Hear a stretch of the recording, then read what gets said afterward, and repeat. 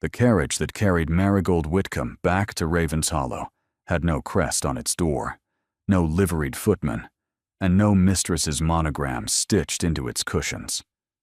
It was a hired post-chaise from the inn at Alnwick, drawn by two tired greys, and the woman inside it wore a traveling cloak of plain charcoal wool with a single brooch at her throat that nobody in the village would have recognized as worth more than the carriage itself.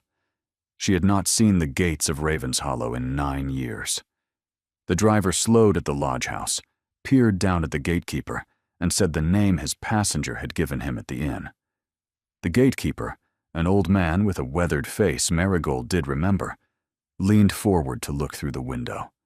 His mouth opened. It closed. He did not speak.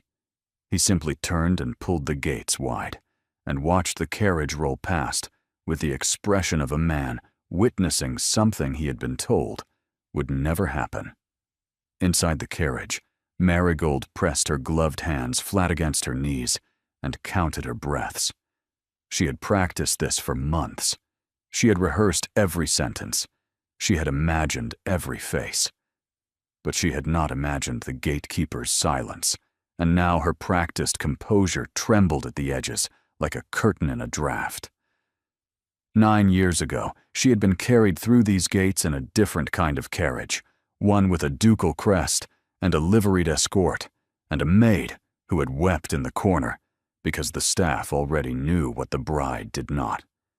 9 years ago, she had been 21, newly married, frightened and proud, and certain that love would be enough. 3 months after that arrival, she had borne a son. 3 weeks after that birth, the Duke of Ravenshollow had stood at the foot of her recovery bed and told her, in a voice without weather, that arrangements had been made for her removal to her aunt's house in Cornwall. He had not raised his voice. He had not reached for her hand. He had said only that the matter was settled, that the boy would be raised at Ravenshollow under his care, and that she was to depart within the week. She had asked him why. He had said, "Because I no longer require you here." She had been 21. She had not known the words a woman uses when a husband sends her away. She had known only that her milk was still coming in, that her body had nearly given way, producing the heir he now apparently no longer required her for, and that the man at the foot of her bed was the same man who 4 months earlier had told her in a candlelit corridor that she was the only living creature he had ever wanted to keep. She had not wept in front of him. That, at least, she had managed. She had wept later, in the carriage, where no one of consequence could see. For 9 years, she had not returned. For 9 years, she had not asked permission. She had written 1 letter, in the first month, asking only whether the child was thriving. A reply had come in his hand, 3 lines long. The boy is well. He has been named Thaddeus Corwin Whitcomb. You need not write again. She had not written again. The carriage rounded the long curve of the drive, and the house came into view between the elms, and Marigold did something she had not allowed herself to do in 9 years. She let herself look at it. Raven's Hollow was beautiful. That was the first cruelty.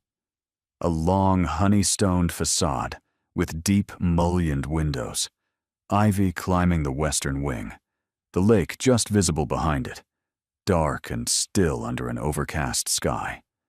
She had loved this house once.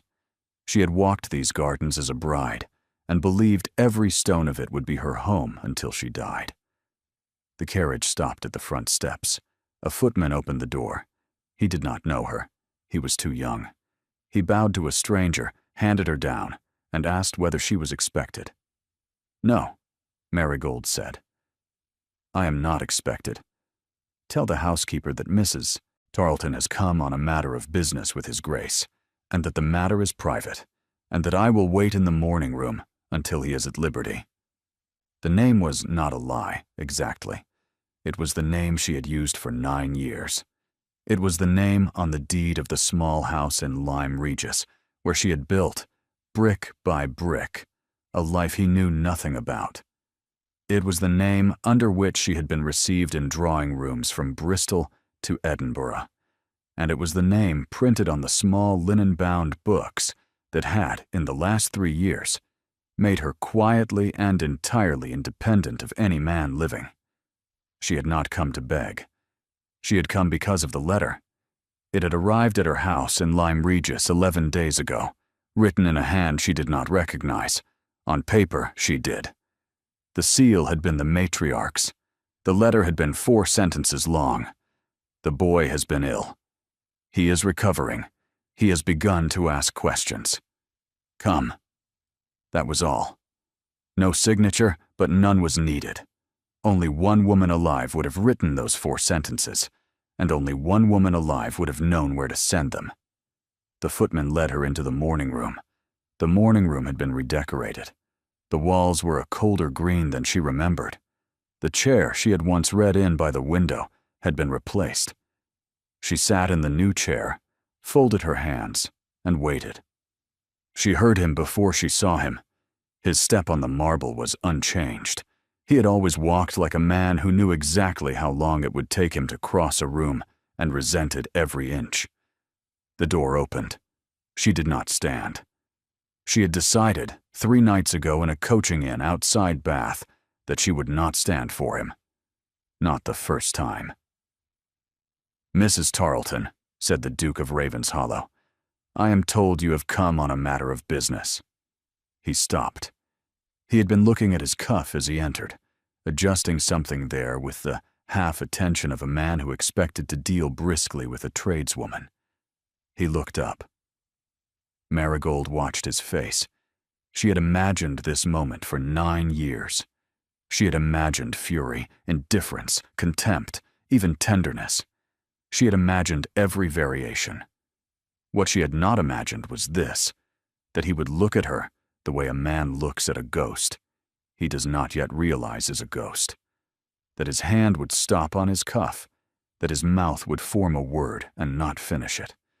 That he would take exactly 1 step into the room and stop, and stand there as though the floor had betrayed him.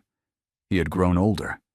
She had not expected that, although she should have.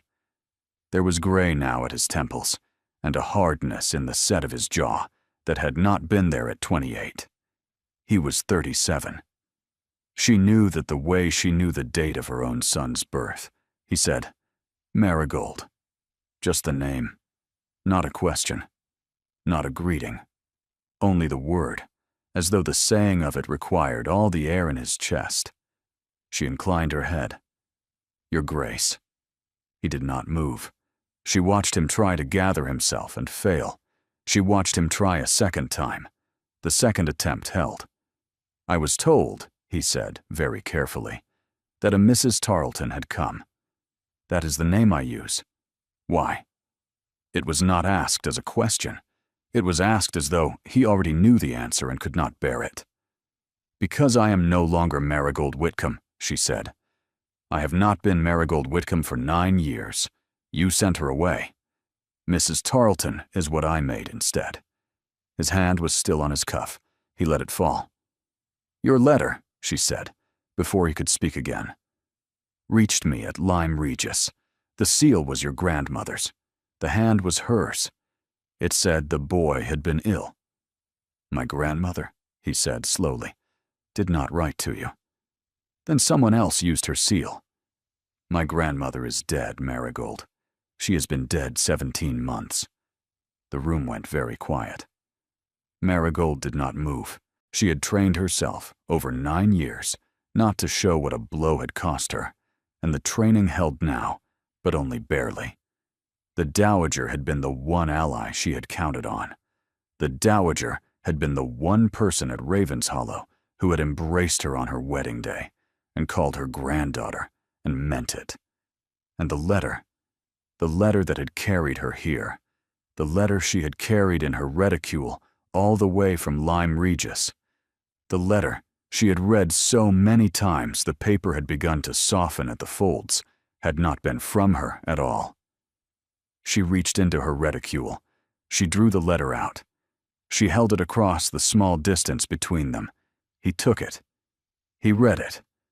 She watched his face change a second time, and this change was worse than the first, because it was not shock.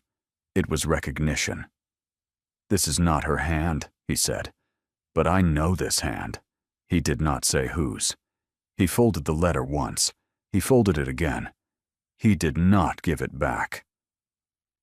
"Marigold," he said, and his voice had gone very low and very controlled, the way it had gone the morning he had stood at the foot of her bed, 9 years ago. "You should not have come." The letter said the boy had been ill. "The boy is well. The boy has been well. Whoever wrote this lied to you to bring you here, and I don't yet know what they want. I tell you now. Where is he? Marigold, where is my son?" The Duke of Ravenshollow looked at the woman he had sent away 9 years ago, looked at the brooch at her throat, the cut of her cloak, the steadiness of her hands, looked at her face, which was no longer the face of the girl he had married. He opened his mouth to answer her. The morning room door opened first. A boy stood in the doorway, 8 years old, perhaps 9, dark hair, gray eyes, a book under one arm and a question half formed on his mouth that died the moment he saw the strange woman sitting in his mother's old chair. He looked at the Duke. He looked at Marigold. He looked at the Duke again. "Father," he said. "Who is that?" The Duke did not answer immediately.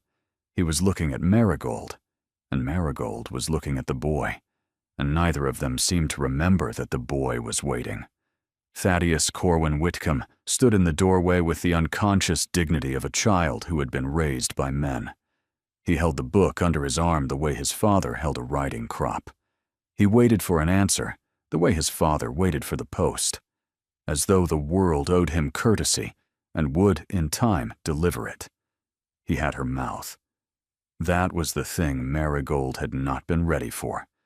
She had imagined his face in 1,000 variations across 9 years, and not once had she imagined that he would have her mouth. She had thought he would be entirely his father, because that was what she had been told, in pieces and in silences, for 9 years. The boy is the Duke's. The boy is at Ravenshollow. The boy is being raised as a Whitcomb, and you are not part of that. She had imagined a small, severe child with gray eyes and nothing of her in him at all. He had her mouth, and he was waiting for an answer, and Marigold could not produce one. The Duke produced it. "Thaddeus," he said, "this is Mrs. Tarleton. She has come on a matter of business. Go and find Mr. Halford. Tell him I wish to speak with him after dinner." The boy looked at Marigold a moment longer. He did not bow. He was not impolite. He was simply held, in the way children are held by things they cannot name. Then he gave his father the small nod of a younger man, dismissed by an elder, and turned, and walked out, and shut the door behind him with the precision of someone who had been taught not to slam. Marigold did not breathe until the latch clicked. "He is taller than I imagined," she said. Her voice came out level. She was proud of that. "And he carries himself well." The Duke did not answer. He had not moved from the place he had been standing when the boy entered. He still held the forged letter. His eyes were on the closed door. "How old is he, Cassian?" It was the first time she had used his name. She had not meant to. The name came out of 9 years of locked rooms and unspoken sentences, and once it was in the air, it could not be put back. He looked at her. Something in his face moved. "He turned 9 in March," he said. "In March. On the 17th. I know the date." "Yes," he said. "I imagine you do." The silence that followed was not a hostile one. It was the silence of two people standing at the edge of a thing they had not yet decided to enter. Marigold drew a breath and took the first step. "I came because I believed your grandmother had summoned me." She had not. Someone forged her hand. You recognize that hand. You have not told me whose it is. Before we go any further, Cassian, you will tell me whose hand it was. "I will tell you," he said. "But not now. Now. Marigold, you sent me away 9 years ago without an explanation. You are not entitled to a second silence." He looked at her. He looked at her for a long moment, and she watched his jaw work the way it had used to work when he had been 28 and unable to say the thing he most needed to say. The Duke of Ravenshollow had always been a man who paid for his words before he spent them. She had once loved that about him. She had once thought it meant his words, when they came, would always be true. "You are right," he said. "But I will tell you when we are not standing in a room the boy may walk back into. I will tell you tonight, after he has been put to bed, in the library. Will that suffice?" It was not a refusal. It was a delay with terms. She accepted it, because to refuse would be to begin the war before she had laid out her conditions. "It will suffice," she said. "On 3 conditions." The corner of his mouth moved. It was not a smile. It was something older. "Conditions. 3. The first, I will not be lodged in the dower house. I will not be hidden. If I am to remain at Ravenshollow even one night, I will be lodged in a guest suite of the main house, and the staff will be informed that I am here as your wife, because that, your grace, is what I legally remain." He did not flinch. "Granted. The second, you will not introduce me to that child as Mrs. Tarleton again. You will not introduce me to him at all until you and I have agreed, together, on what he is to be told. He is 9 years old. He has a right not to be lied to twice." The Duke closed his eyes for the briefest moment. When he opened them, something in him had gone very still. "Granted. The third." She paused. This was the one she had rehearsed least, because it was the one she had not been certain she would have the courage to say. She said it now, because she had come this far, and because the boy had her mouth, and because, if she did not say it now, she would never say it. "The third is that for as long as I remain in this house, you will not lie to me again. Not by silence, not by half-answers, not by sending me to wait in another room while you decide what is convenient for me to know. Whatever you tell me tonight in the library, you will tell me in full. I will not interrupt. I will not weep. I will hear it. But I will hear it whole, Cassian, or I will be in a carriage by morning, and you will not see me again in this life." He did not answer at once. He walked slowly to the window. He stood with his back to her, looking out at the long sweep of lawn down to the lake, and Marigold watched the line of his shoulders and remembered, with a sharpness that surprised her, what it had felt like to stand behind him in the first weeks of their marriage, before the child, before the ruin, and put her hand between those shoulder blades and feel him go quiet under her palm. "Granted," he said to the window. "All 3? "All 3, Marigold, on my honor, such as it is." She rose at last. Her legs held. She had been afraid they would not. "Then ring for the housekeeper," she said, "and have her show me to a room. I have traveled 4 days. I would like to wash before I see my son again." He turned from the window. He looked at her across the morning room, across the 9 years, across the small, bright distance that, against every probability, still existed between them. "There is something you should know first," he said, "before I send for her." "What?" "The hand on that letter, the one neither of us has named yet." "What of it?" "It was Thaddeus's." She did not faint. She had not fainted in 9 years, and she did not begin now. But she sat back down, because her legs unmade the decision her pride had just made, and she sat in the new chair by the window and looked at her husband across the cold green room. "He is 9 years old," she said. "Yes." "He cannot have known where to send a letter to me." He could not have done it alone. Then who? That, said the Duke, is what I intend to discover before this day is out. But the hand is his, Marigold. I have seen it on every copybook in the schoolroom for 4 years. I would know it among 10,000. She put one hand to her throat. The brooch was there.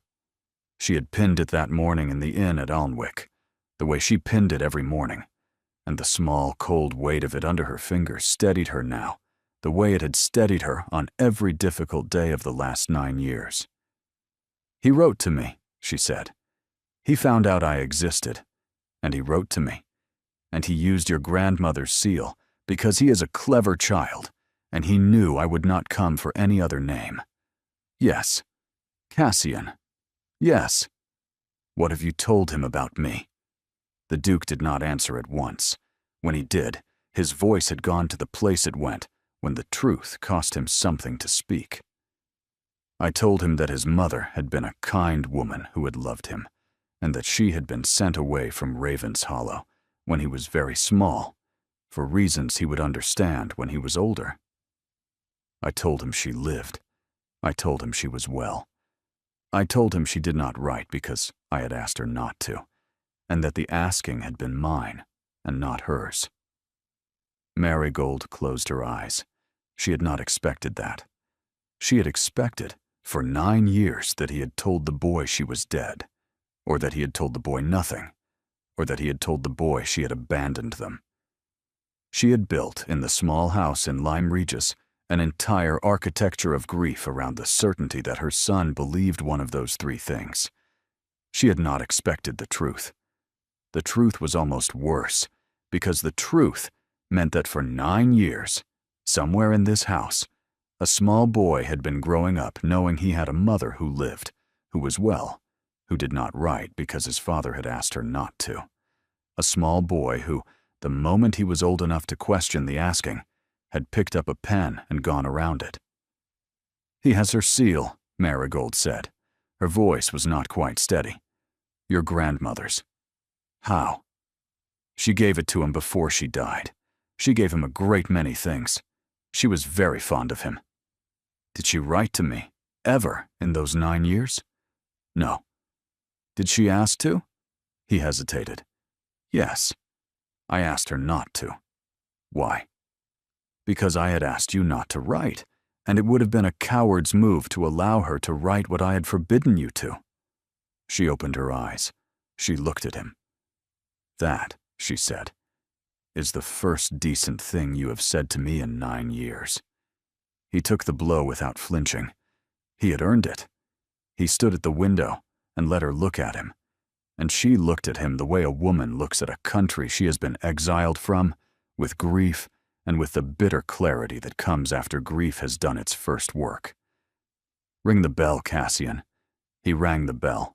A housekeeper Marigold did not know came in a moment later, a square, capable woman in black, perhaps 50, with kind eyes and the unreadable face of someone who had served a ducal house long enough to be surprised by nothing. The Duke did not introduce them. He simply said, Mrs. Pell, this is Her Grace, the Duchess of Raven's Hollow. She has come home. Prepare the south suite for her and inform the staff. Mrs. Pell did not blink. She curtsied deeply to Marigold. She said, Welcome home, Your Grace, in a voice that suggested she had been waiting 9 years to say exactly those words. Then she withdrew to do as she had been told. When the door closed, Marigold said, without looking at him, I will see the boy at dinner. You will tell him before then who I am. You will not soften it. He is the one who summoned me. He has earned the truth before I have. Yes. And tonight in the library, Cassian, you will tell me why. Yes. She rose. This time her legs held all the way. She crossed the room and she passed him, and at the door she stopped, with her back to him, and said the thing she had not been certain she would say either. I built a life, Cassian, in the years you did not write. I built a life that does not require this house, or this name, or you. Whatever you tell me tonight, understand that I am not the girl you sent away. That girl died in a carriage between Northumberland and Cornwall 9 years ago. The woman you will speak to tonight is someone you have never met." "I know," he said quietly behind her. "I have been watching her for the last hour, and I don't know her at all." She did not turn. She walked out of the morning room and across the marble of the great hall and up the staircase she had last climbed as a bride, and somewhere on the second landing, where no one could see her, she put her hand against the wall and let herself shake, just once, for 9 seconds, before she straightened, smoothed her cloak, and walked the rest of the way to the south suite as the woman she had become.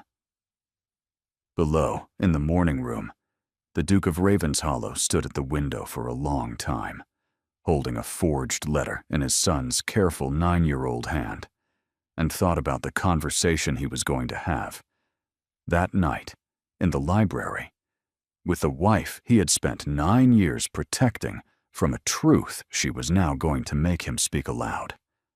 The south suite faced the lake. That was the first cruelty Marigold registered as Mrs. Pell opened the doors and stood aside to let her enter. She had asked, on her wedding tour, that this suite be hers when they returned to Ravenshollow. She had stood at the window with Cassian behind her, his hands resting at her waist, and said she wanted to wake every morning to water. He had laughed, the rare unguarded laugh of his early married months, and said the suite was hers as long as she wanted it. 3 months later, he had moved her, while she was still recovering from the birth, into a smaller chamber at the back of the house. She had not understood why at the time. She understood now. He had not been able to bear the thought of her in that suite, in that bed, after what the physician had said. She had not stood in this room in 9 years. It had not been touched. The walls were still the pale rose silk she had chosen. The bed was still hung in cream and gold. The small writing desk by the window still held the inkstand she had been given as a wedding gift, its silver dulled with disuse. A vase of fresh hothouse roses had been set on the mantel recently. Someone in this house had been keeping the roses ready. "His Grace ordered the room kept aired and dusted, Your Grace," Mrs. Pell said quietly. "Every week. For 9 years." Marigold did not turn from the window. She did not trust her face yet. "Thank you, Mrs. Pell. I will ring when I am ready to dress for dinner." "Yes, Your Grace." The door closed. Marigold stood at the window until she was certain of her face, and then she turned and looked at the room, and the room looked back at her like a faithful old dog who had waited at a door for 9 years and did not yet understand that the waiting was not over. She unpinned the brooch at her throat and laid it on the dressing table. Then she sat in the small chair by the window, and she allowed herself, for the first time since she had entered the gates that morning, to think. The boy had written the letter. The boy had used the seal. The boy had wanted her here and had been clever enough to engineer her presence around the man who had spent 9 years arranging her absence. That fact reorganized everything she had believed for 9 years about her own family. The second fact was harder. The Duke had not lied to the boy. He had told him, in measured language, the version of the truth that did the least damage.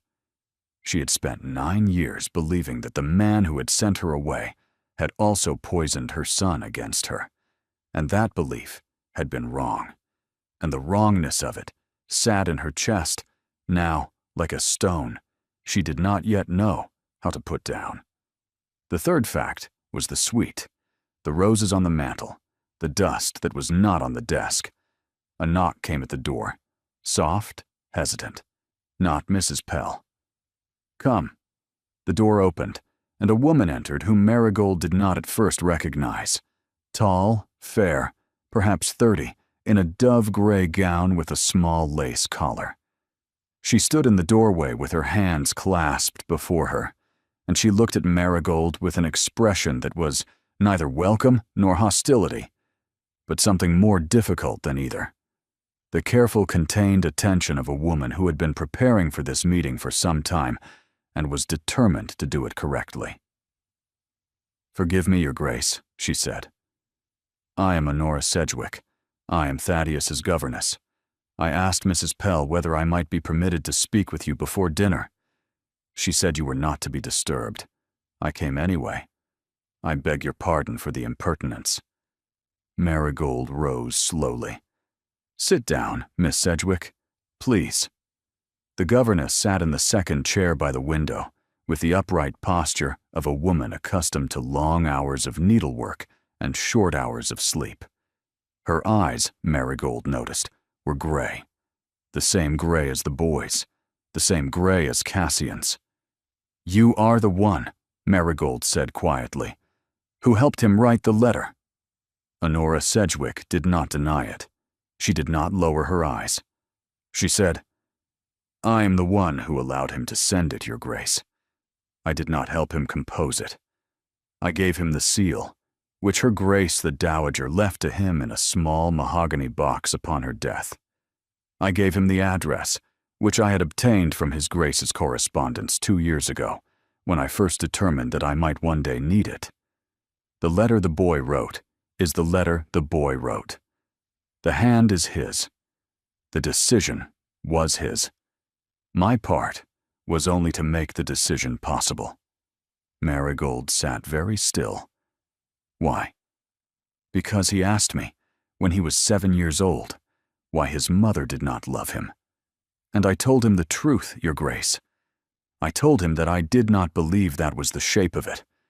I told him I had served in this house for 4 years, and in those 4 years, I had watched a man who never spoke of his wife order her rooms aired every week, and keep her portrait in his private study, and stop, sometimes, in the corridor outside her old chamber, as though he had forgotten where he was going.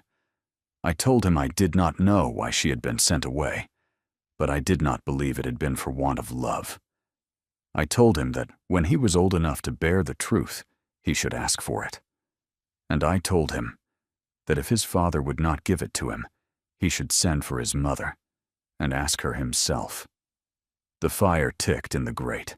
Outside the window, the lake had gone the color of pewter under the late afternoon sky. "He was 8 when he began to plan it," Honora Sedgwick said. "He is 9 now. He waited a year, Your Grace. He waited a year because he wanted to be sure he would not lose his courage when you came." Marigold put one hand over her eyes. "You could have lost your position for this, Miss Sedgwick." "I could have. I have prepared a letter of resignation in the event His Grace dismisses me when he learns. I do not regret it, Your Grace. I would do it again. The boy was suffering. A child cannot be raised by a father who refuses to name the wound. His Grace did not refuse to name it. He told the boy his mother lived and was well, and did not write, because he had asked her not to. Yes, Your Grace, he did. But a child does not hear those words the way a grown woman does. A child hears, 'My mother could write and does not.' He has spent 4 years of his short life believing that you chose your silence. The letter he sent you was not an accusation. It was a test." "A test?" "Yes, Your Grace. He wanted to know whether you would come." Marigold lowered her hand. She looked at the governess across the small distance between the 2 chairs by the window. "You will not be dismissed, Miss Sedgwick," she said. "Not while I am in this house. You have my word. Your Grace, I cannot accept that. You can, and you will. Whatever else happens between His Grace and myself in this house, that boy is not going to lose the one person who has been telling him the truth. Burn your letter of resignation. We will not speak of it again." Honora Sedgwick rose. She curtsied, low, and when she straightened, Marigold saw that the governess's eyes were very bright, although her face was perfectly composed. "Thank you, Your Grace." One thing more, Miss Sedgwick. Your Grace. At dinner tonight, will he sit at table, or will he take his meal in the schoolroom? He has taken his meal at table since he was 7. His Grace insisted on it. Then I will see him at dinner. Please tell him before he comes down that the woman in the morning room was his mother. Tell him I did not know who he was when he came in, because I had not seen him since he was 3 weeks old, and that the not knowing was not the same as not loving. Tell him I will sit at his father's left hand at dinner, and that he is welcome to look at me, or not look at me, as long as he likes, and I will not require anything of him tonight that he does not feel ready to give."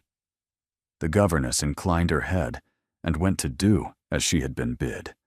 When the door closed, Marigold sat down again in the chair by the window, and she did not weep, but she pressed both palms to her face and stayed that way for some time.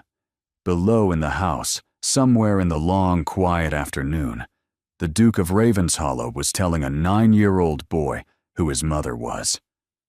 Dinner at Ravenshollow had not changed. The dining room was still hung in dark green damask. The table still gleamed under 20 candles, and the silver still bore the Whitcomb crest at every place. What had changed was the seating. There were 3 places laid, not 2. The Duke at the head, the boy at his right, and at his left, for the first time in 9 years, a setting for the Duchess. Marigold descended the staircase in a gown of deep midnight blue that she had brought from Lyme Regis. It was not a London gown.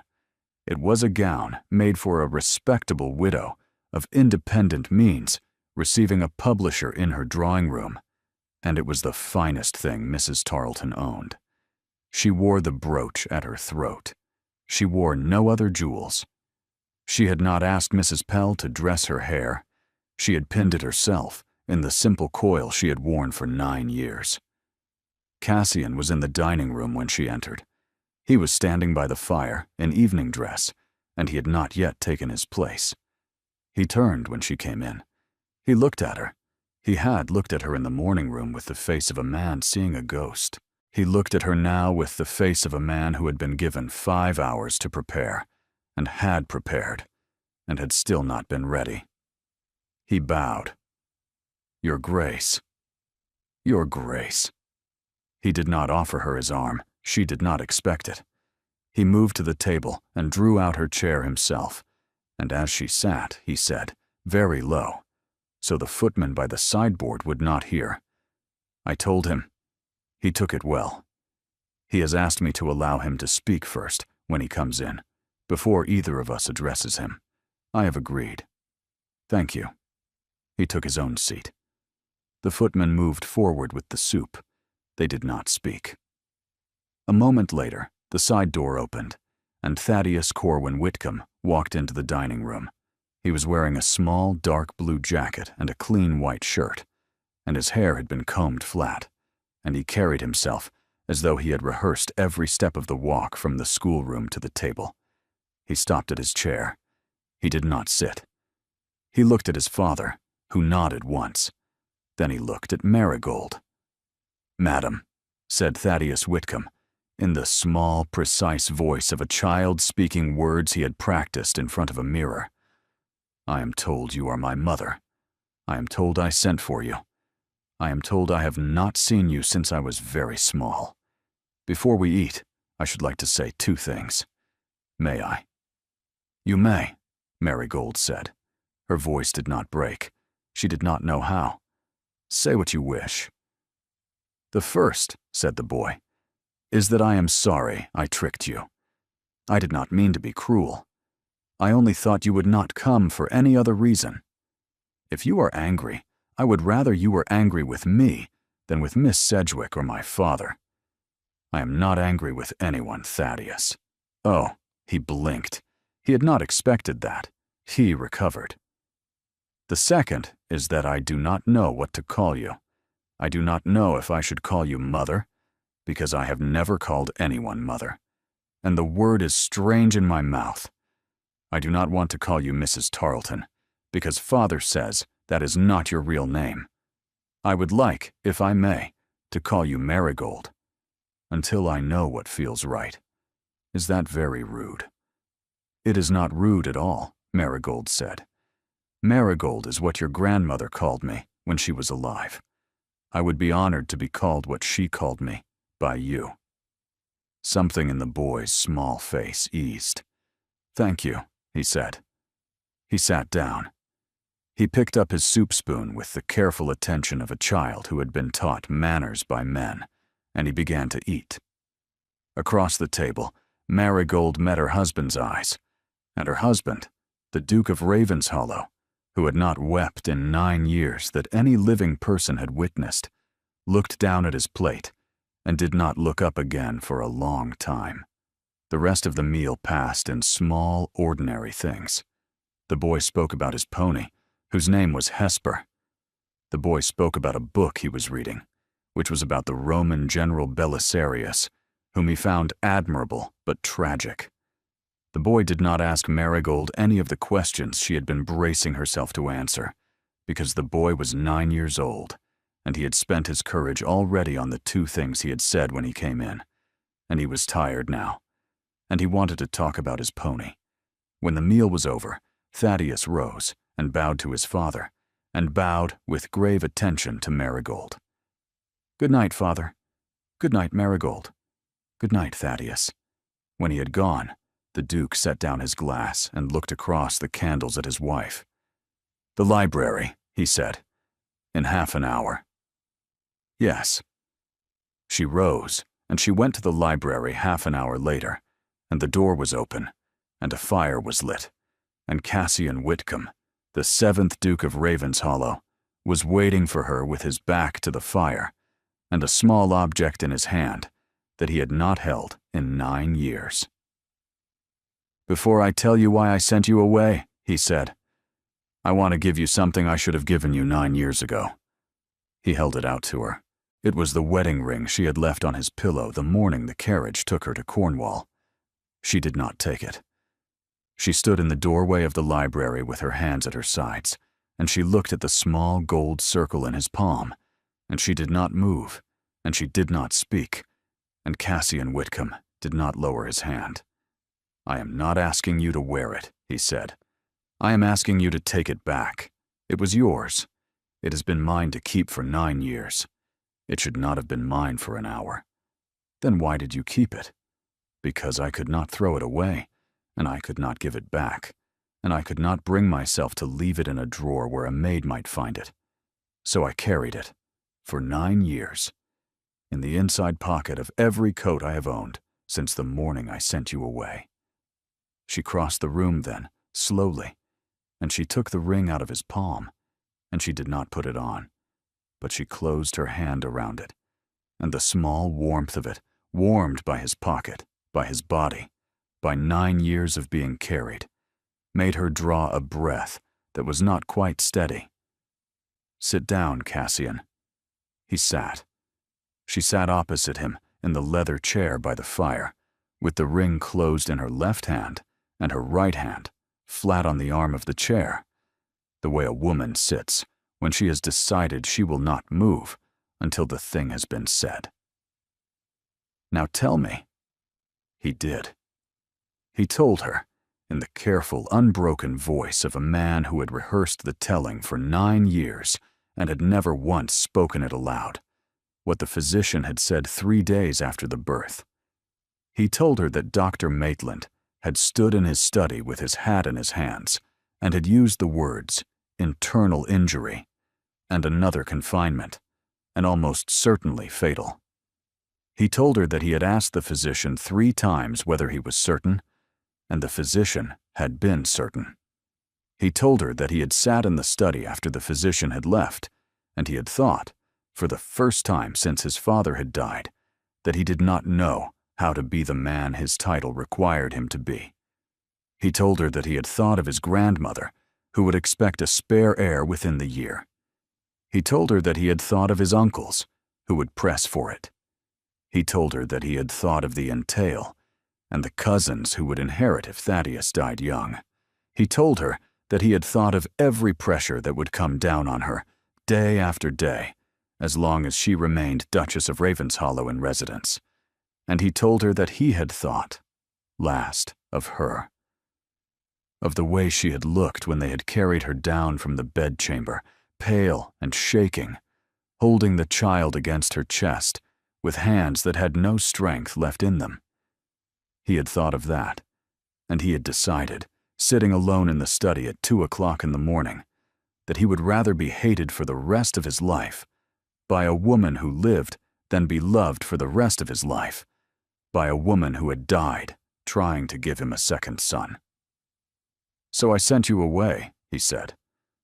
"I sent you to Cornwall, where you would be out of the line of pressure, and I told no one why, because if anyone had known, it would have got back to you, and you would have come back, Marigold.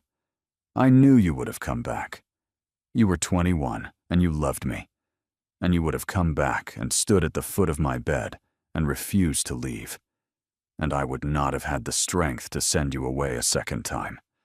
So I made you hate me instead, and I did it badly, and I did it cruelly, and I have lived with the doing of it for 9 years, and I am sorry, Marigold. I have been sorry every day." The fire ticked in the grate. She did not move. She did not weep. She sat with the ring closed in her left hand, and she looked at him, and she waited until she was certain her voice would do what she needed it to do. "Cassian," she said, "look at me." He looked at her. "You decided," she said quietly, "that my life was a thing you had the right to arrange without consulting me. You decided that my body, which had nearly died producing your son, belonged to your decision and not to mine. You decided that my grief, for 9 years, was a price worth paying to keep me alive. You did not ask me, Cassian. You did not give me the choice. You took the choice from me because you decided on your own that you knew better than I did what I would have chosen." "Yes," he said. "I did. I might have agreed with you. I might have stayed in Cornwall by my own will if you had told me. I might have lived apart from you for the rest of my life, knowing why, and built the life I have built, without 9 years of believing I had been thrown away for not being enough. You took that from me, Cassian. You took my chance to be the woman who chose. Yes, you did not save my life. You saved my body, and you killed something else." He did not answer. He could not. He had no answer to give that was not the one she had already named. She rose. He did not. "I will not sleep in the South Suite tonight," she said. "I will sleep there because Mrs. Pell has prepared it, and because the boy must see that his mother sleeps in the main house and not in some hidden room. But I will not sleep there as your wife, Cassian. Not yet. Perhaps not ever. The woman who would have forgiven you that night in Cornwall, if you had told her, died on the road. The woman in this room is a stranger to you, and she has not yet decided what she will do. I know. You will not press me. I will not. You will not speak to the boy between now and the morning of anything we have said in this room. He has had enough today. I will not." She walked to the door. She paused with her hand on the latch. "Cassian." "Yes. There was a fourth condition I did not name this morning. I am naming it now. Name it.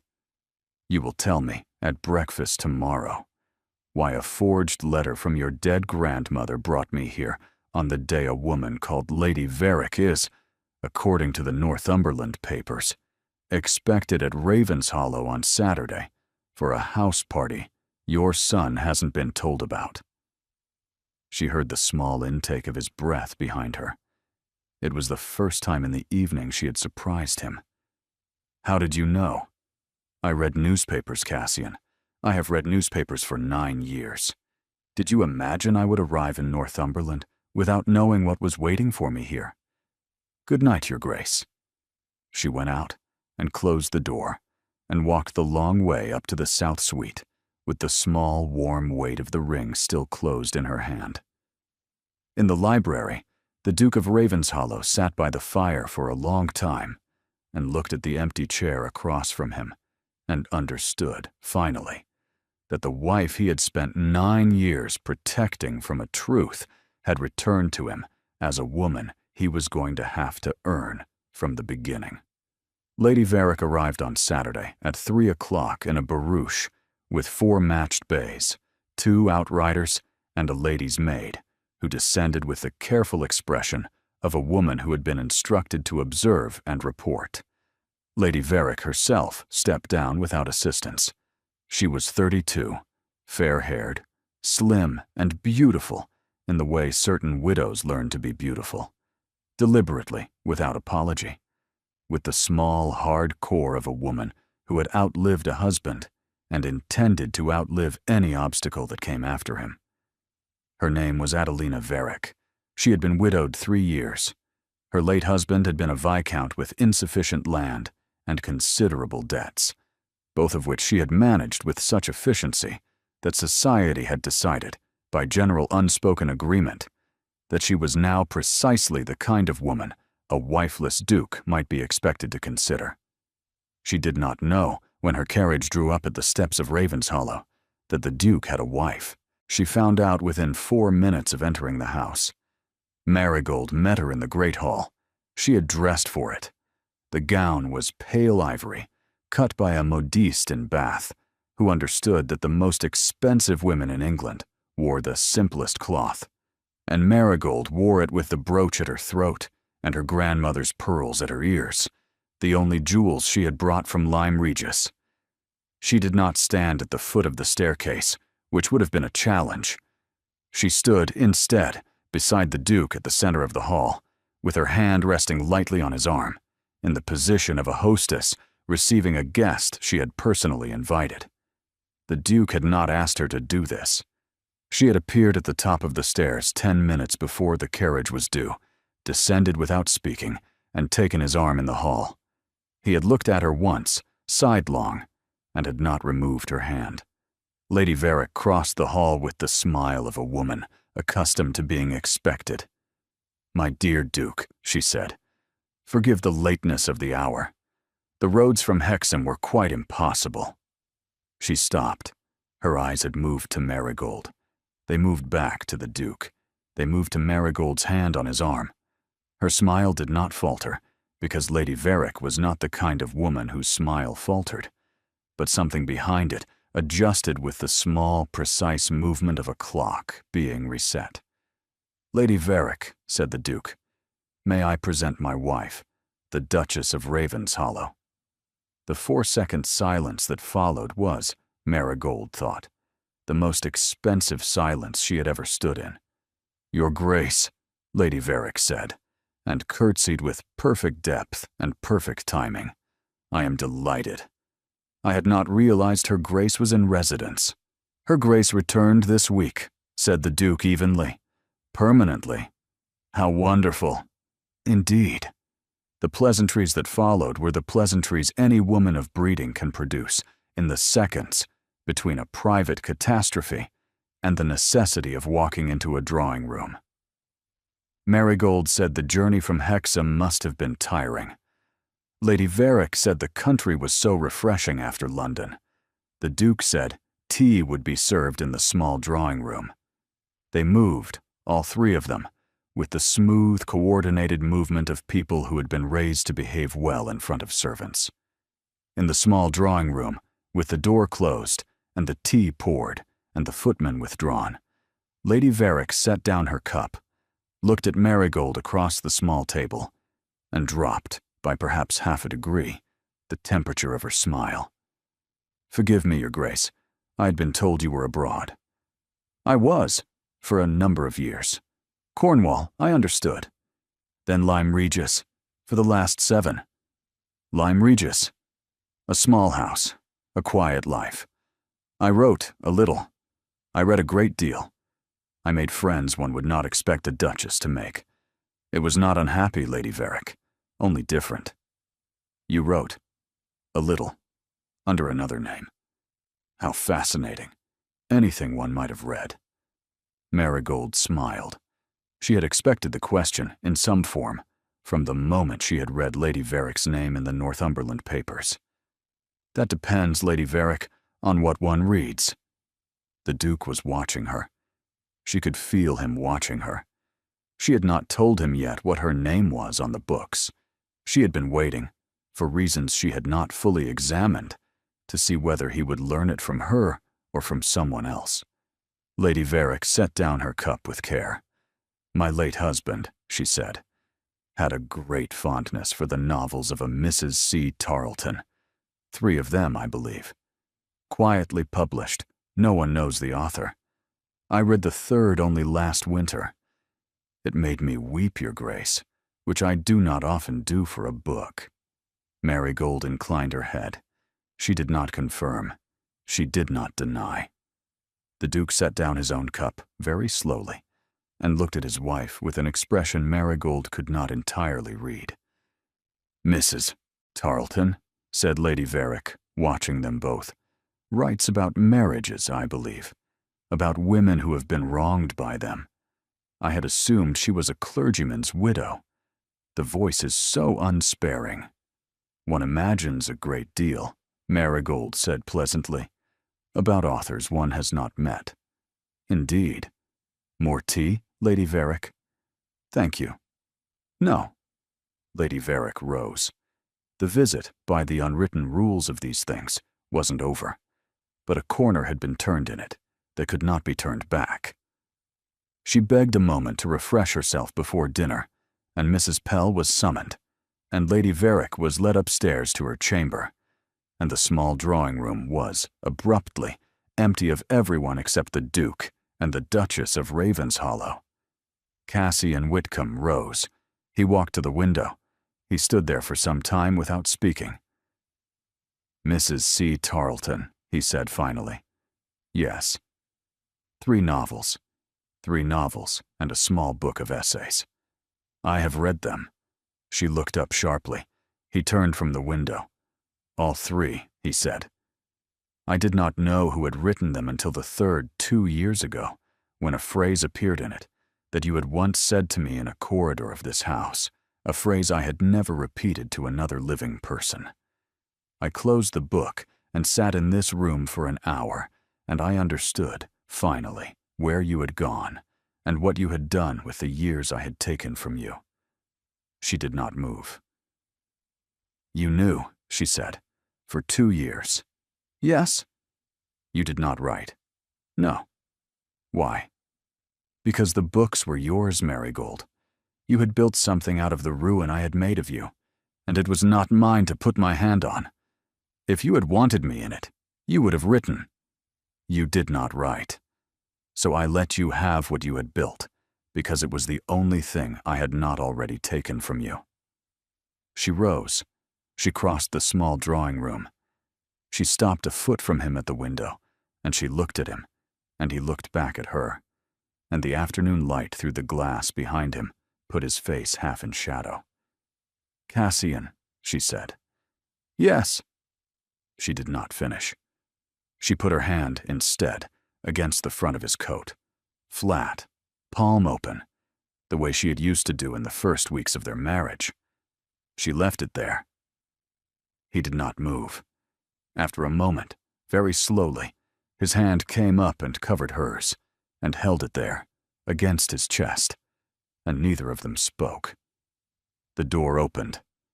Thaddeus Whitcomb stood in the doorway with a book under his arm and a question on his mouth that died, again, the moment he saw them. He did not look surprised this time.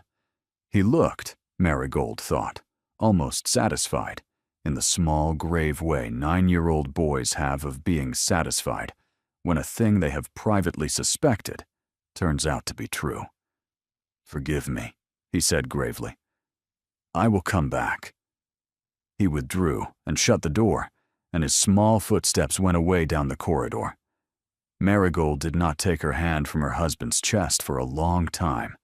The witness wasn't the boy. The boy had withdrawn. The boy had shut the door. The boy was, in his 9-year-old way, a co-conspirator now, and not a danger. The witness was Lady Varick's maid. She had been on the small staircase at the end of the corridor, having been sent down by her mistress to fetch a forgotten traveling case from the carriage. She had passed the small drawing room. The door, opened by the boy, had stood ajar for the 7 seconds it took him to enter and withdraw. In those 7 seconds, the maid had seen Her Grace the Duchess of Ravenshollow, standing very close to her husband at the window, with her hand on his coat and his hand over hers. And the maid had seen, also, the look on the Duchess's face, which was not the look of a woman who had been told her marriage was a formality. The maid was a professional. She did not stop. She did not glance twice. She continued down the staircase, fetched the case, carried it up the back stairs to her mistress's chamber, and, while unpacking it, mentioned the matter in the level, practiced voice of a woman who had been with Lady Varick for 6 years, and knew exactly what her mistress wished to be told. Lady Varick, before her mirror, didn't turn her head. "Are you certain?" "Yes, my lady." "How close?" "A foot, perhaps less." Her hand on his chest, his hand on hers. The boy saw them as well. The boy. Master Thaddeus, my lady. He had come to the door. He saw them and withdrew. He did not appear distressed. Lady Varick looked at herself in the mirror for a long moment. She was a beautiful woman. She knew it without vanity, the way a swordsman knows his sword. She had come to Ravenshollow expecting a long, quiet courtship of a wifeless duke, and had found instead a wife who wasn't only in residence, but was, evidently, in the process of being reconciled to. She considered her position with the same swift, unsentimental clarity with which she had once considered her late husband's debts. "Thank you, Pierce. That will be all." "My lady." When the maid had gone, Lady Varick sat down at the writing desk. She drew out a sheet of paper. She did not write at once. She sat with the pen in her hand, and she thought. And at length she began. The letter she wrote was 3 sentences long. It was addressed to her cousin in London, who was the wife of a baronet with extensive social connections and a known appetite for the placement of certain pieces of information in the right ears. The letter said that the Duchess of Ravenshollow had returned, after a long absence, to her husband's house.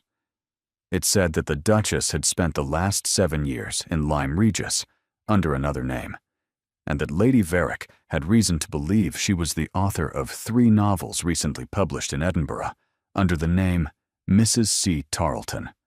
Novels which, in their unflinching depiction of the inner life of an abandoned wife, were now revealed to be drawn from the Duchess's own marriage. It said that Lady Varick thought her cousin would find the matter of public interest. She sealed the letter. She rang for the maid. She gave instructions for it to be sent by the morning post. Below in the house, Marigold was being told by Mrs. Pell that Her Grace's son had asked, very politely, whether his mother might come up to the schoolroom before dinner to look at his Latin exercise, which he was uncertain about. She went. She sat with him for an hour. She did not weep. He did not ask her difficult questions. He asked her instead how to render patientia in a sentence, and she told him, and he wrote it down.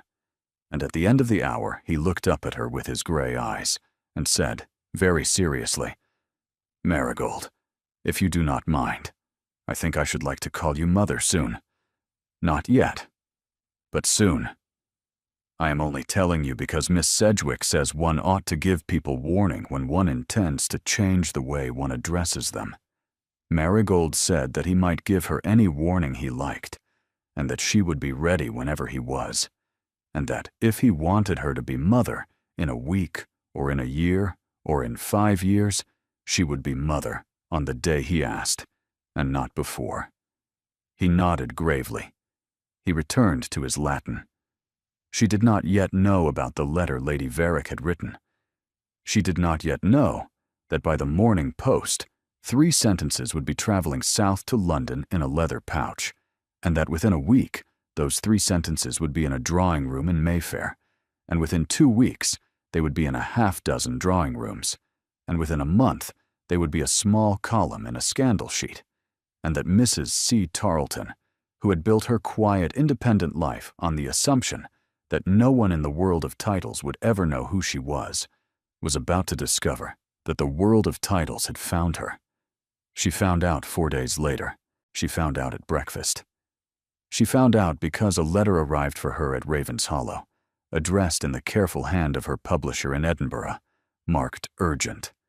And inside the letter was a clipping from a London paper, and the clipping said, in the small, malicious prose of these things, that a certain ducal house in Northumberland is presently sheltering a certain returned wife, who has, in her absent years, made her living by the publication of novels in which her own husband and her own marriage have, by the author's apparent admission, served as material. Readers who have wondered at the unusual sympathy of Mrs. C. Tarleton's portraiture may now wonder no longer. She read it twice. She set it down on the breakfast table beside her cup, and she looked across the table at her husband, who had not yet seen it, and she said in a voice that was quite level, "Cassian, we have a problem." He read it. He did not speak for a long time. When he did, his voice was the voice of the man Marigold had married, not the man who had sent her away. It was the voice he had used in the early months, in candle-lit corridors, when he had told her he had never wanted to keep anything in his life until he had wanted to keep her. Marigold: "Yes. Did you write about us?" She had been waiting for the question for 9 years. She had imagined it in a dozen rooms. She did not lie now. "Yes," she said. "I wrote about a marriage that had been broken by one party's silence. I wrote about a woman who had been sent away and did not know why. I wrote about her years alone. I wrote about what she became. I did not name us. I did not describe this house. I changed every detail a reader could trace. But the bones of it, Cassian, were ours. I was not lying to my readers. I was telling the truth I had been given." "I'm glad you did." She looked at him. "I'm glad you did," he repeated. "I'm glad someone wrote it. I'm glad it was you. If it had been any other living person, I would have crossed England to stop them. Because it was you, I read all 3 books, and I closed each of them, and I thought, she has done something with the wound I gave her that I could not have done myself. She has made it useful. I am not sorry the books exist, Marigold. I am only sorry the cost of them, now, is going to fall on you. It is going to fall on us. Yes. On the boy.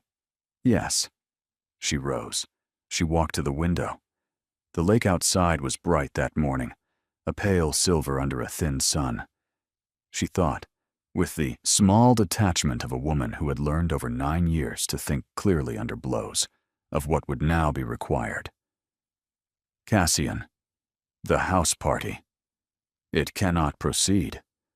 It must proceed." He looked up sharply.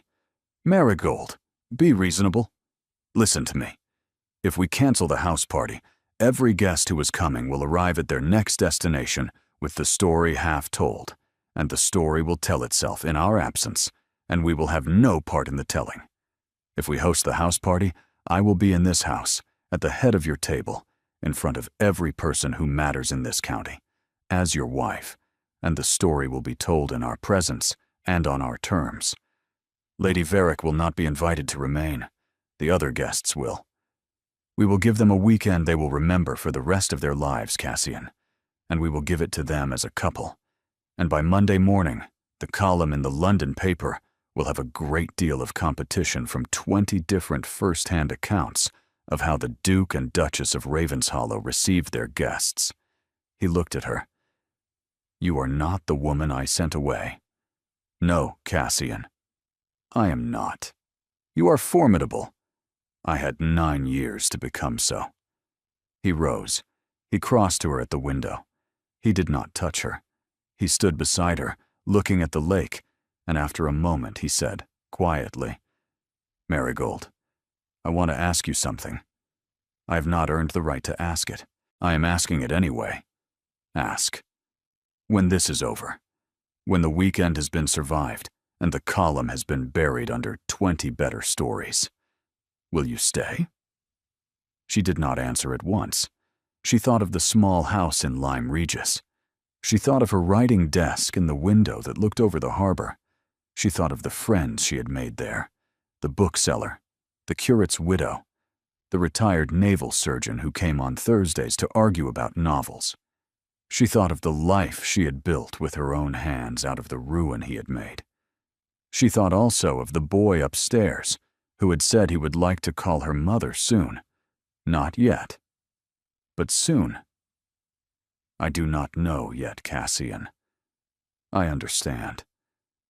But I know that I will not leave this house before I know. Whatever else happens, I will not be sent away again, and I will not flee.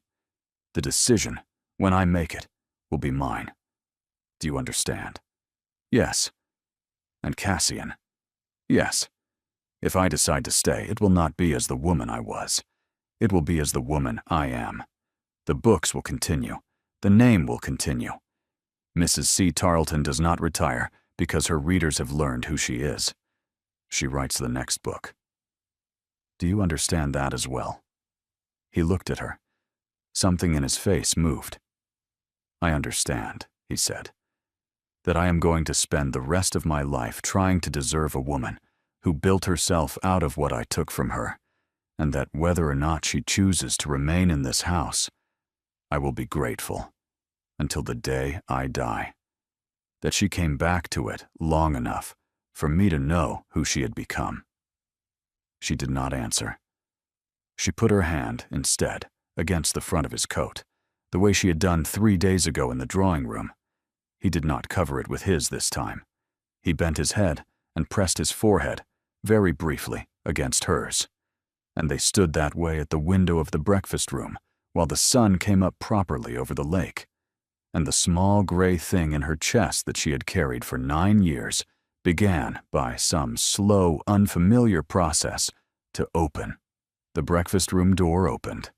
Thaddeus Whitcomb stood in the doorway in his small riding clothes, his hat under his arm, and he looked at his parents, and his parents looked at him, and the boy said in his small, grave voice, "I am going down to the lake with Mr. Halford to see the new pony. I thought I should tell you both, together, because I think one ought to tell one's parents these things together when one has the chance." He waited. "Yes," Marigold said. "Thank you, Thaddeus. We will see you at luncheon." "Yes, Mother." He had said it. He had not warned her. He had said he would warn her. He had decided, evidently, that the morning he found his mother and his father standing together at the window of the breakfast room with their foreheads touching was a morning that did not require a warning. He bowed gravely and went. The door closed behind him. Marigold did not weep. She had not wept in 9 years, and she did not begin now.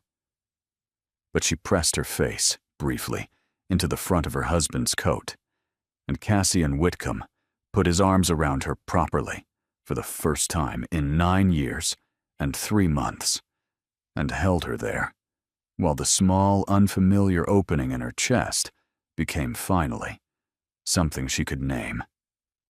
The house party was a triumph in the small, precise way these things are measured. 18 guests arrived on the Friday. Lady Varick was not among them. A note had been sent to her London address regretting that, owing to a domestic alteration, the invitation must be withdrawn. The note was civil. It said nothing else. Lady Varick understood it perfectly, and never spoke of Ravenshollow again in any drawing room in England, which was, Marigold thought afterwards, the greatest compliment the woman had ever paid her.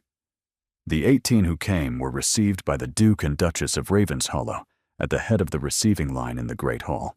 Marigold wore the ivory gown from Bath, with the brooch and the pearls, and her hair coiled simply, and she received the Marchioness of Ettingham and the Earl of Stannardine, and the rest of the county in the unhurried voice of a woman who had not been away for 9 years, but had merely been, for a season, occupied elsewhere. The Marchioness, who had known Marigold's mother before the marriage, kissed her on both cheeks and said audibly, "My dear child, we have missed you," and the rest of the line took their cue from the Marchioness, and the cue carried through the weekend. The boy was present at the long dinner on the Saturday. He sat at his mother's left, which Marigold had insisted on, and he conducted himself, the Marchioness said afterwards, like a small ambassador. When asked by an elderly bishop where his mother had been all these years, Thaddeus replied, with the unblinking clarity of a child who had decided his answer in advance, that his mother had been in Lyme Regis writing books, and that she had come home because he had asked her to, and that he hoped she would stay because he was only 9, and there were a great many things he had not yet had the chance to ask her. The bishop did not ask another question. The column in the London paper, against which the weekend had been organized, was buried, as Marigold had predicted, under 18 first-hand accounts of a country house party at which the Duke and Duchess of Ravenshollow had been seen by every person of consequence in the county to be perfectly, evidently, and undeniably reconciled. By the 2nd week, the column had been forgotten. By the 4th, it had been replaced by the small, dignified announcement in the same paper that Her Grace the Duchess of Ravenshollow had returned to her husband's seat, and that the family was in residence. On the Sunday morning of the house party, before the guests rose, Marigold walked down to the lake alone. She stopped at the small stone bench beneath the willow. She had sat on this bench as a bride 9.5 years ago. She sat on it now. The lake was very still. A heron stood in the reeds at the far bank, considering its breakfast. She heard a step on the gravel and did not turn. "I thought I might find you here," said her husband. "I thought you might." He sat beside her on the bench, not touching. Close enough. "Marigold." "Yes." "My grandmother left something for you. I have not given it to you yet, because I didn't know whether you would stay long enough to receive it.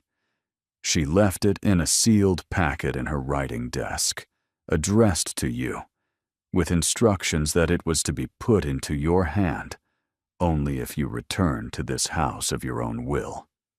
He drew the packet from his coat. It was small, plain, sealed with the same dowager's seal that her son had forged 11 days earlier.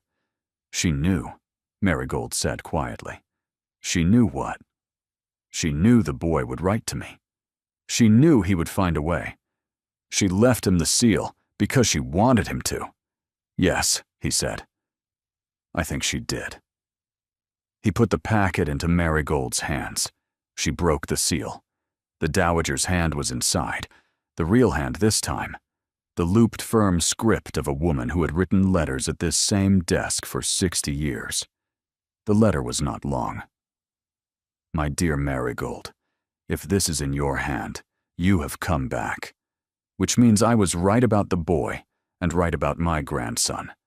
And I am writing this in the cheerful expectation of being right about a great many things from beyond the grave, which is one of the few advantages of dying. My grandson sent you away because he is his father's son, and his father was a fool of the same particular kind. The Whitcomb men have, for 4 generations, mistaken the prevention of suffering for the practice of love. They are wrong. The practice of love is the sharing of suffering, my dear, not the sparing of it. He took your share of the suffering away from you and called it a kindness. It was not a kindness. It was a theft. I know what the physicians said. I knew it within the week. I told my grandson, on the morning he sent you away, that he was making the worst mistake of his life, and he told me he was making it anyway. I forgave him for it because he is my grandson, and because I had loved his father, who had made the same mistake. and because I am old enough to know that men who love badly do not love less. But I did not forgive him on your behalf. That was never mine to do. Forgive him if you wish, my dear, or do not. Either is yours. But if you read this letter, you have come back, and I will tell you what I told myself the morning my own husband sent me away from this house for one summer 53 years ago, for reasons that seemed to him sufficient at the time. I told myself, I am not the wife he sent away. I am the woman who came back. Let him meet her now, and let him love her if he can. He could. He did. We had 38 more years. Be the woman who came back, Marigold. He will spend the rest of his life learning her. Make him work for it. Your grandmother in love and stubbornness, Cordelia Whitcomb. Marigold lowered the letter. She did not weep. She had not wept in 9 years, and she did not begin now. But she folded the paper twice, and she put it inside the front of her gown, against her skin, where she had carried the brooch for 9 years, and she sat on the stone bench beneath the willow and looked at her husband. Cassian, yes, I'm going to stay. He closed his eyes. But not as the woman you sent away. No, as the woman who came back. Yes. Then you have a great deal of work to do, Your Grace. I know. Begin. He opened his eyes. He turned on the bench, and he took her left hand in his, and he took the small gold ring out of the inside pocket of his coat, where he had carried it for 9 years and 3 months, and he slid it back onto her finger. She let him. The heron at the far bank rose and flew across the lake in a slow, grave arc, and circled once over the water, and settled again among the reeds. The announcement appeared in the Northumberland Gazette the following spring. It said only that Her Grace the Duchess of Ravenshollow had been delivered, in the early hours of the 17th of April, of a daughter, and that mother and child were doing well, and that the daughter had been named Cordelia Honora Whitcomb, after her great-grandmother and her godmother. The announcement did not say what the physicians had said. 3 physicians had come in the months before. The first, Dr. Maitland, who had attended the first birth, had been retired by then, and had traveled from Berwick at the Duke's request. The second was a London man of considerable reputation. The third was a woman, an Edinburgh physician of the new kind, recommended to Marigold by a friend in her writing circle. The 3 of them had examined Marigold, had consulted, had argued, had agreed. The agreement had been this, that 9 years had passed, that the body was not the body of a girl of 21, that with sufficient rest, sufficient care, and the attendance of a skilled midwife, a second confinement was not what it had been the first time. It was not without risk. Nothing was without risk. But it was not, as it had been the first time, almost certain death. The decision, all 3 physicians had said, was hers. Cassian had not pressed her. He had not, in the 8 months between the morning at the lake and the morning she had told him she was carrying their second child, raised the matter once. He had only said, when she told him, that whatever she had decided, and he would not take that from her again as long as he lived. The labor had been long, but not terrible. The midwife from Edinburgh had been excellent. The child had come at 4 in the morning, small and loud, and entirely furious at the indignity of having been born. And the midwife had laid her on Marigold's chest, and Marigold had looked down at the small red face with its small, angry mouth, and had laughed for the first time in her life, the way a woman laughs who has done a thing she had been told 9 years ago she would die doing. Cassian had been in the room. She had insisted on it. He had not been in the room for the first birth, because he had been pacing in his study on the floor below, and Marigold had decided, the night she had told him she was with child, that whatever happened this time, it would not happen with him on a different floor. He had stood by the bed, white as the sheet, holding her hand, and when the child came, he had said only, very quietly, "Marigold." And then he had not been able to say anything else for some time. Thaddeus came in 20 minutes later. He had been waiting, fully dressed, in the corridor since midnight. He bowed, gravely, to the midwife and to the wet nurse, and he came to the bedside and looked at his sister with the long, considering expression of a 9-year-old assessing a stranger who would shortly be his responsibility. "She is very small," he said. "She is. Is she well?" "She is well. And you, mother?" Marigold smiled. She had been mother, by the boy's decision, since the morning of the house party, when he had announced at breakfast in front of 3 guests that he had decided not to wait any longer, and that anyone who had a difficulty with the matter might take it up with him personally. "I am well, Thaddeus." He nodded, satisfied.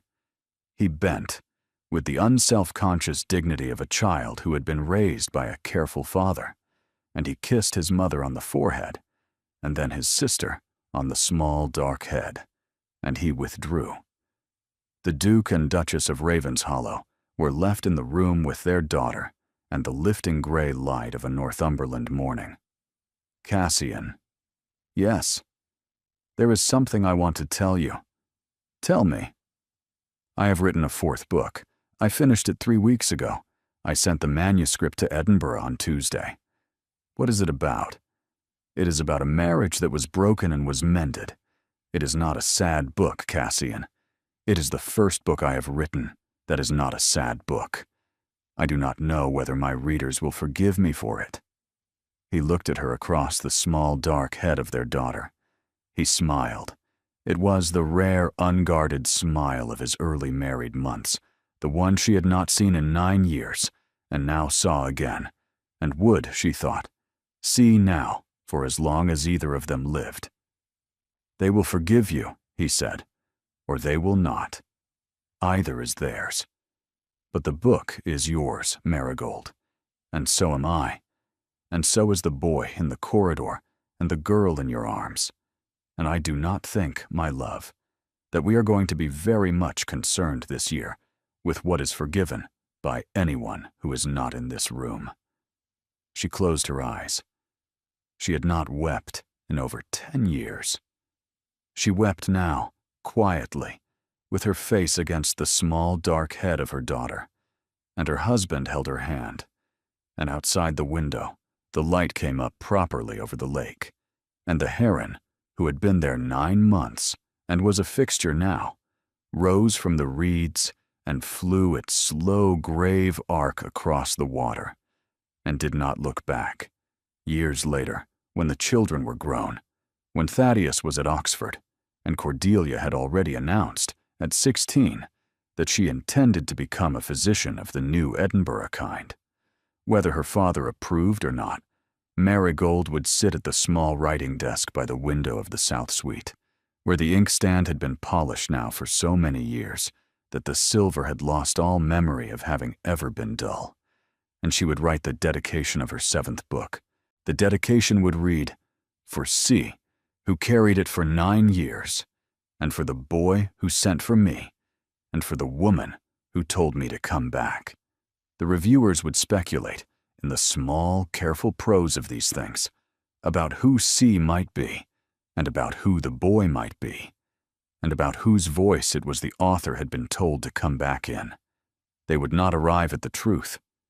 The truth was for the 4 people in the house, and for the heron at the lake, and for an old woman in a country churchyard who had written 1 letter from beyond the grave and had been right, as she had said she would be, about a great many things. It was enough. It was, in fact, everything. Thank you for being here. You are why these stories find their listeners, because you believe in love that learns to ask before it decides, in second chances that are not given but earned, in women who build themselves out of what was taken from them, and in men who learn at last that the practice of love is the sharing of suffering and not the sparing of it. Your presence makes this small candlelit space warm, and I am grateful for every quiet evening you spend among these characters. If a particular line stayed with you tonight, or a moment moved you more than you expected, I would love to hear which. Your words guide the next story and the one after that. If you would like more Regency romances about marriages that were broken and mended, about wives who came back, and about the long, careful work of love that begins after the wedding rather than ending at it, do consider subscribing. Thank you for being here. You make this small, bright place what it is.